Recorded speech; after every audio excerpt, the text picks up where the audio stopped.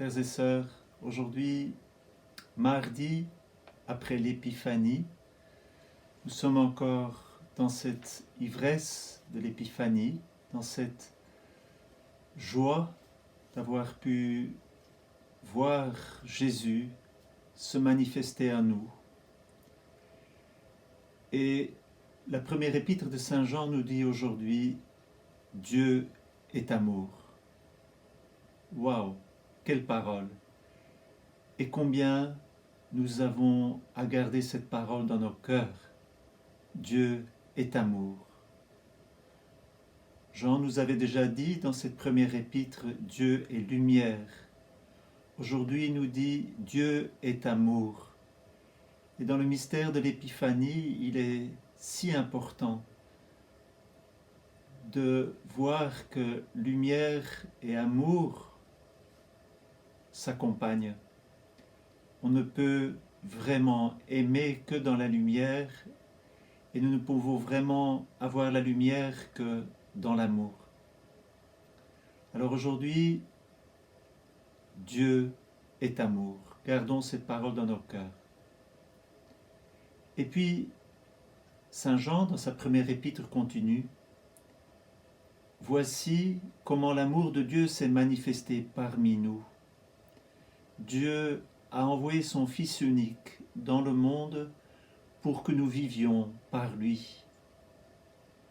Voici en quoi consiste l'amour. Ce n'est pas nous qui avons aimé Dieu, c'est lui qui nous a aimés et il a envoyé son Fils en sacrifice de pardon pour nos péchés. Essayons, si nous pouvons, d'apprendre cette phrase par cœur. Dieu est amour. Voici comment l'amour de Dieu s'est manifesté parmi nous. Dieu a envoyé son Fils unique dans le monde pour que nous vivions par lui. Voici en quoi consiste l'amour. Ce n'est pas nous qui avons aimé Dieu, mais c'est lui qui nous a envoyé son Fils en sacrifice de propitiation pour nos péchés. Et l'Évangile nous fait tellement bien comprendre cet amour de Dieu pour nous. Nous voyons combien Jésus est pris de compassion envers cette foule qui vient vers lui. Hier, nous entendions Jésus qui accomplissait des miracles. Aujourd'hui, une foule immense vient vers Jésus pour l'écouter. Jésus enseigne et ils sont comme des brebis sans berger. Voilà que dans la crèche, nous pouvons contempler le bon berger, celui qui vient conduire son peuple. Et comment vient-il le conduire?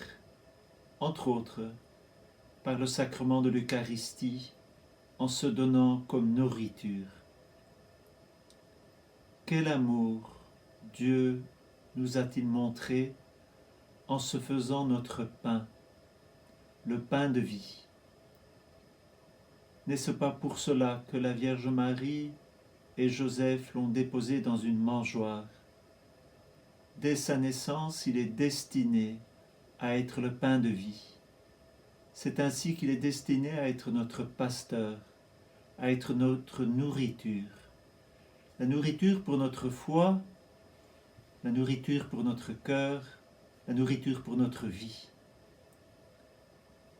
Une nourriture qui nous donne d'être progressivement fils et filles de Dieu.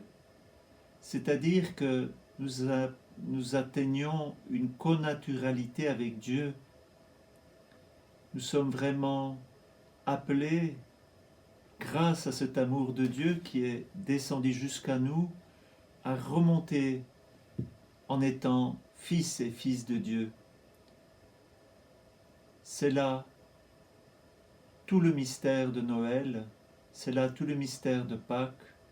Dieu s'est incarné pour nous donner sa vie, pour se donner en nourriture, pour que notre foi éclaire nos cœurs, que cette parole de Dieu soit une nourriture pour nous et que cette Eucharistie soit une nourriture pour nous.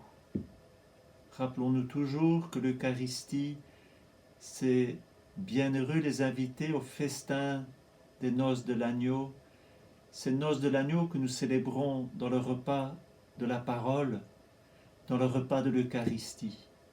Dieu a voulu nous assimiler à lui pour faire de nous des fils et des filles de Dieu. Dieu est amour.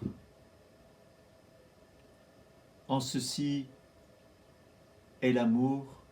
Ce n'est pas nous qui avons aimé Dieu, mais c'est lui qui nous a aimés et qui nous a donné son Fils comme sacrifice pour nos péchés. Alors, frères et sœurs, enfants de Dieu, louons Dieu d'avoir et de nous avoir donné, d'avoir part à de si grands mystères. Bonne journée, à demain.